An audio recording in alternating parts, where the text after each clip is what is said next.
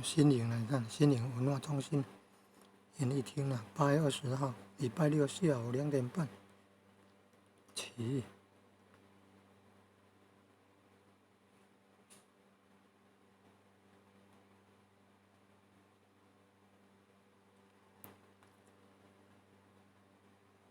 孙翠凤小姐当艺术顾问艺术顾问，她的女儿陈昭宪做制作人。制作人，对呀，这边有注明，你看，创办人是老爸是陈胜虎，艺术顾问是明华园无敌小生，做艺术顾问孙翠凤，制作人陈昭宪就是做女儿的了，孙翠凤的女儿啊。